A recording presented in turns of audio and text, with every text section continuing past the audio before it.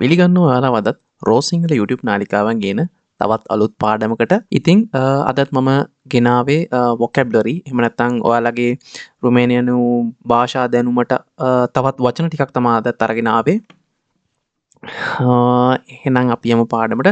අද මම මාතෘකා කරගත්තේ රුමේනියන් භාෂාවෙන් විවිධ ආහාර වර්ගවල නම්. මෙතනදී මම බේසික්ම ආහාර වර්ග ටික විතරයි අරගෙන ඇවිල්ලා තියෙන්නේ. එතකොට මින් ඉදිරියට මම වෙනම එළවලු වර්ග මේවා, මස් වර්ග මේවා, පළතුරු වර්ග මේවා කියලා එකින් එක වචන ඔයාලට අරගෙන ඉන්න මම හිතාගෙන ඉන්නවා. ඉතින් එහෙමනම් දැනට අපි මේ දේවල් ටික ඉගෙන ගමු.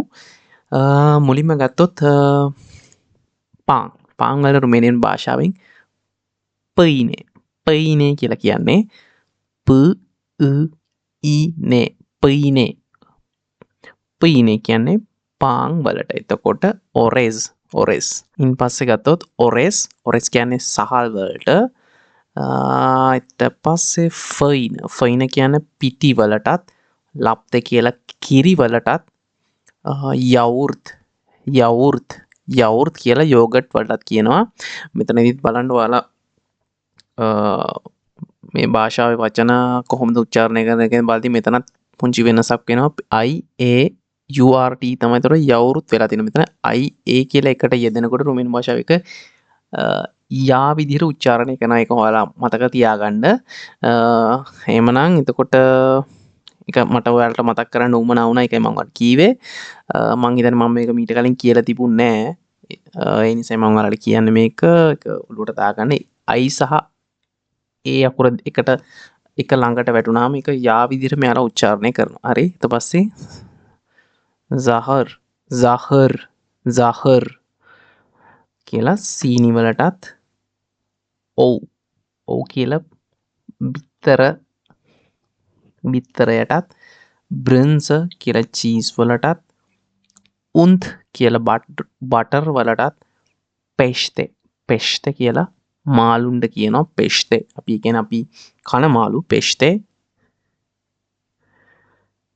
ඊට පස්සේ පුයි කියලා චිකන් කුකුල් මස් වලටත්, වීත කියලා හරක් මස් බීෆ් වලටත්, පෝක් මයි. එතකොට ඒක ඉංග්‍රීසි වලින් වගේම රුමේනියන් වලිනුත් එකම විදියමයි. පෝක් කියලා කියනවා මෙතන PORK වලින් කිව්වොත් එතන ඉංග්‍රීසි වලින් පෝක් කියලා කියන්නේ මෙතන PORC විදිහට තමයි රුමේනියන් භාෂාවේදී පෝක් කියලා පිළියන්නේ.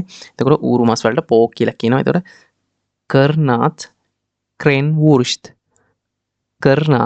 ක්‍රෙන්වුර්ස්ට් සොසේජස් වලට අපි මෙන්න මේක කියනවා කර්නාත්. ඒ වගේම එහෙම නැත්නම් ක්‍රෙන්වුර්ස්ට් කියලා. හරි. ඊට පස්සේ ක්‍රෙවෙට්ස් කියලා ඉස්සොන්ඩ අපි කියනවා රුමේනියන් භාෂාවෙන් ක්‍රෙවෙට්ස්. ඉතින් අදත් චූටි පාඩමක් තමයි ගෙනාවේ. ඊළඟ පාර මම ඔයාලට ග්‍රැමර් පාඩමක් අරන් ඉන්න තමයි හිතන් ඉන්නේ. එහෙනම් කීප දෙනෙක් මගෙන් ඉල්ලලා තිබුණු මාතෘකාවක් තියෙනවා. මම ඒක අරන් එන්නම් කියලා හිතුවේ ඊළඟ පාඩමෙන්. ඉතින් එහෙමනම් ඊළඟට අපි ග්‍රැමර් පාඩමකින් හම්බෙමු. Thank you.